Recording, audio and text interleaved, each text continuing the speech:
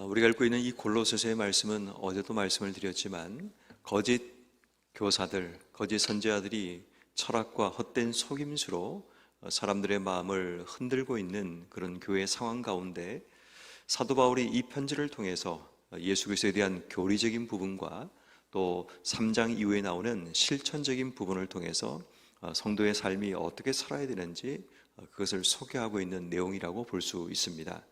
특별히 이제 2장까지 주어지는 예수 그리스도의 우월성에 대한 강조에 대한 부분이 오늘 성경 말씀인 15절 이하의 말씀에서 강력하게 등장하게 됩니다. 다시 말해 이 땅에 오신 예수 그리스도, 그분의 우월함에 대한 부분을 소개하면서 그분이 왜 우월하신 분인가, 그분이 왜 이 땅 속에 우리가 믿어야 되는가에 대한 부분을 설명하면서 13절부터 20절까지 말씀 가운데 네 가지 관계에 대한 부분을 오늘 사도 바울은 우리에게 소개하고 있습니다. 이 땅에 오신 예수 그리스도가 하나님과의 관계에서는 어떤 분인가를 오늘 보면 19절 말씀에 보면 아버지께서 모든 충만으로 예수 안에 거하게 하시고 라는 부분을 통해서 예수님께서 하나님과의 관계는 아버지의 충만을 이 땅 속에 갖고 계시는 분이다라는 것을 우리에게 설명하고 있습니다. 그리고 이제 예수님께서 만물과는 어떤 관계를 가지시는 분인가를 소개하면서 15절 이하, 16절, 17절까지 말씀을 통해서 만물 가운데 으뜸이신 또 만물을 창조하신 분이라는 사실을 우리에게 소개하고 있는 겁니다. 그래서 16절 말씀에 보면 만물이 그에게서 창조되되 하늘과 땅에 보이는 것과 보이지 않는 것들과 왕권과 주권과 통치자들과 권세들이 다 만물이다. 그로 말미암아 그를 위하여 창조되었다라는 이야기를 합니다. 모든 만물이 예수님께 순종해야 되고 만물이 그로 말미암아 그를 위하여 창조되었다는 것은 모든 만물 가운데 으뜸이신 예수 그리스도에 대한 부분을 소개하고 있습니다.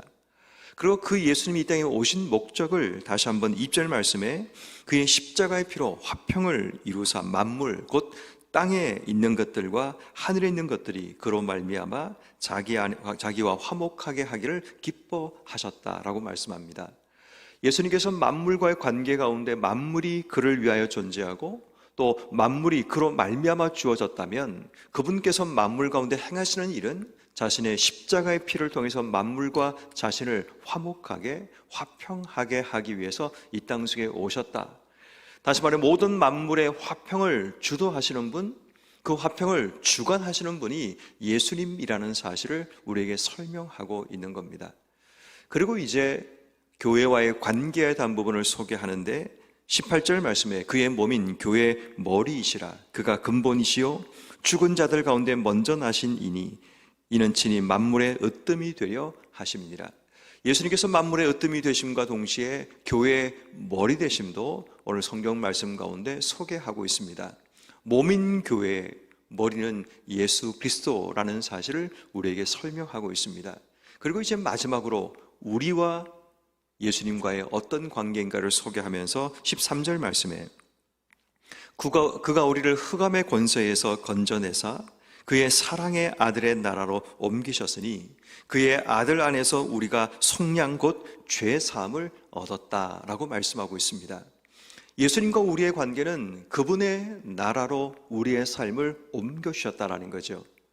다시 말해 세상의 어둠의 나라 흑암의 권세, 사탄의 나라에 살고 있던 우리, 죄 가운데 살고 있던 우리를 아들의 나라, 바로 그분의 나라로 우리의 삶을 옮기셔서 우리의 모든 죄를 속량, 죄사함을 얻게 하셨다라는 것을 우리에게 소개하고 있습니다. 다시 말해 이 땅에 오신 예수님, 그분이 만물과의 관계도 그를 위하여 그로 말미암아 주어진 존재이고 하나님과의 관계에서는 하나님이 예수를 통해서 우리에게 충만을 허락해 주시고 교회와의 관계에서는 교회의 머리로 그분을 세우시고 우리와의 관계에서는 우리를 세상 나라에서 그의 나라로 아들의 나라로 우리를 옮기시는 그런 하나님의 은혜가 우리 속에 주어졌다는 겁니다. 이 얘기를 하는 목적은 이겁니다. 예수로 충분하다. Jesus is enough라는 얘기를 하는 겁니다. 예수만으로 충분하다. 다른 율법적인 조항이 가미되지 않아도 다른 어떤 행동들이 우리의 삶 속에 주어지지 않아도 율법적인 행동이 있어야만 구원받는다고 얘기하는 그런 거짓 교사들에 대해서 사도 바울은 그렇지 않다. 이런 예수를 믿는 것으로 우리의 삶은 충분하다라는 이야기를 하고 있는 겁니다. 사랑하는 성도 여러분, 우리가 신앙생활을 하다 보면 자꾸만 우리의 삶 속에 혼란스럽게 만드는 것이 뭔가 하면 율법적인 행동들입니다.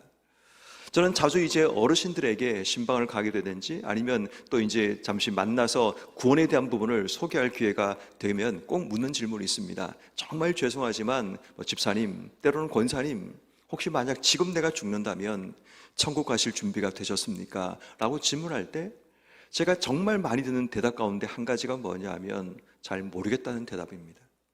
그 이유가 뭐냐 하면 내가 신앙생활을 제대로 잘 못해서라는 그 말씀들을 늘 하십니다. 내가 교회도 잘 나오지 못하고 헌금생활을 잘 못하고 교회 봉사도 한 것이 없어서라고 얘기를 하십니다.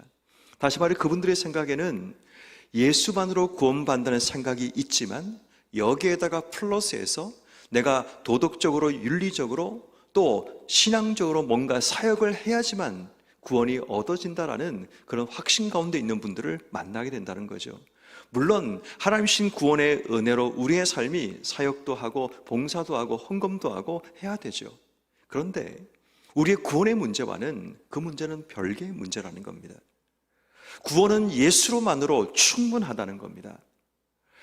우리가 구원을 받았기 때문에 주어지는 이 감격과 은혜가 하나님 앞에 예물로 나가고 하나님께 헌신과 수고로 나가는 거지, 구원받은 자의 그 모습들이 우리의 헌신과 하나님께 드리는 섬김으로 드러나는 거지 그 행위 자체가 우리의 구원과 연결되지 않는다는 겁니다.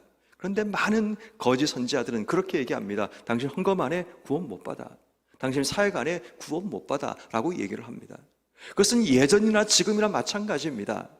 그렇게 많은 사람들이 잘못된 것을 가르치다 보니까 성도들이 혼란을 겪는 거죠. 구원이라는 것이 예수를 믿는 것과 함께 율법적인 계명들을 지키는 것이 우리의 구원과 연결되는구나, 이런 생각을 가지다 보니까 내가 이거를 하지 않으면 구원 못 받는 것처럼 자꾸만 두려움 속에 빠지는 겁니다. 그래서 사도 바울은 우리에게 그 얘기를 하고 있는 겁니다. 예수로 충분하다는 겁니다.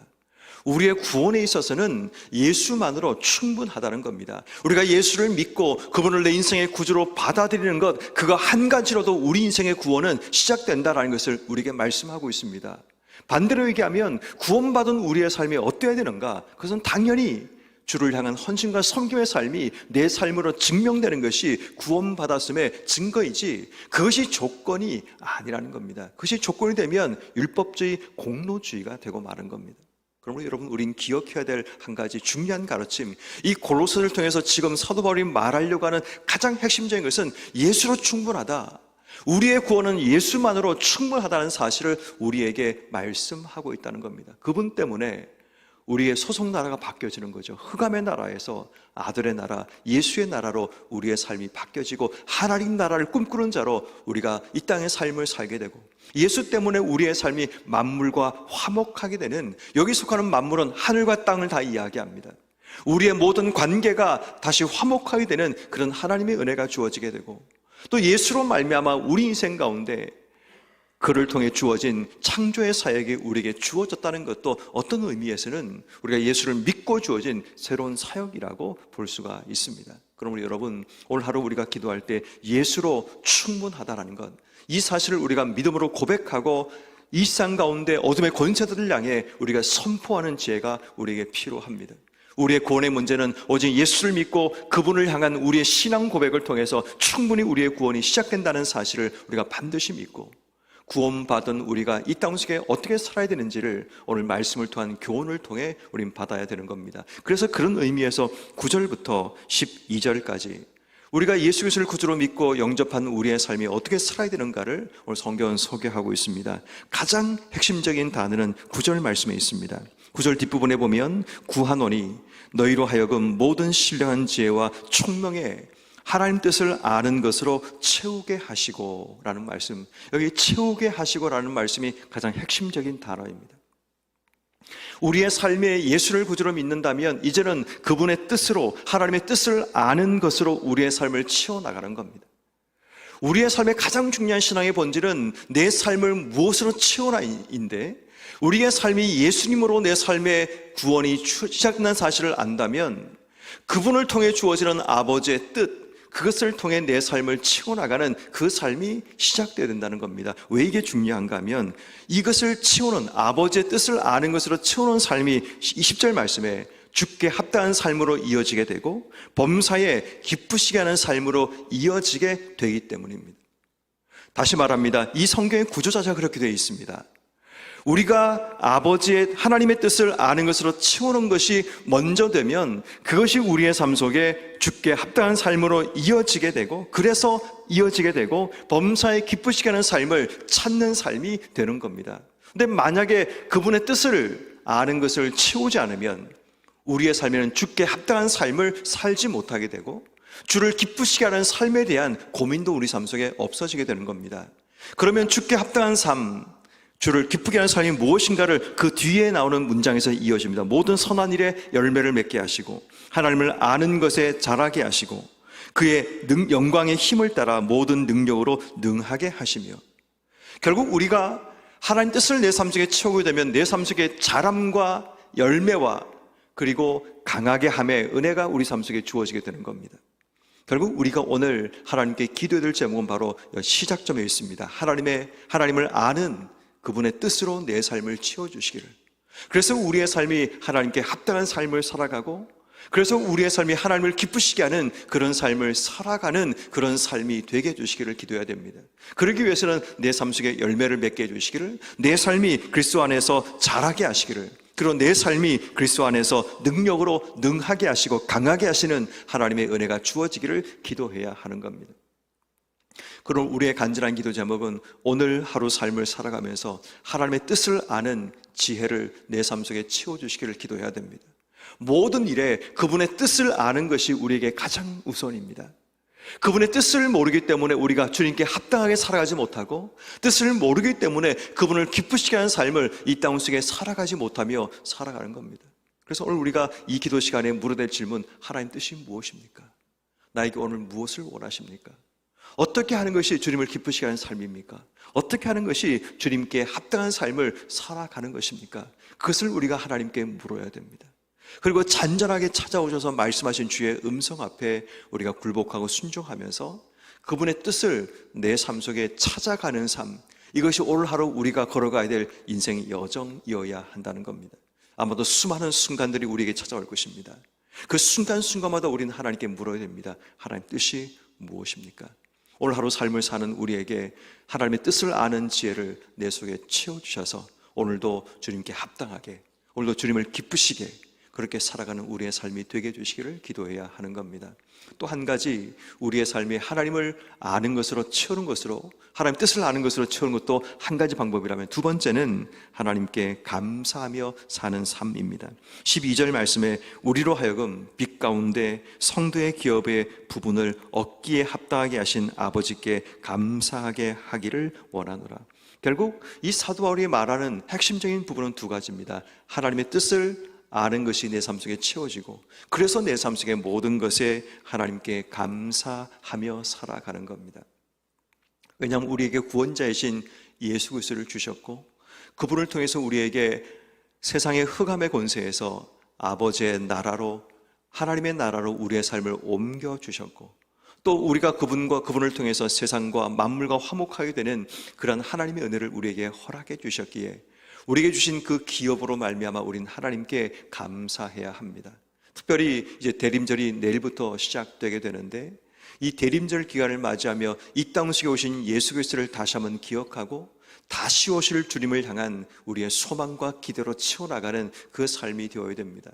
살다 보면 우리의 삶에는 예수 그리스도를 향한 소망과 갈망으로 채우는 것이 아니라 쌍적인 수많은 걱정과 염려로 채워나가고, 우리가 얻기 원하는 갈망으로 인생의 삶을 채워나갔던 것이 어쩌면 우리의 현실 주소일 수 있습니다.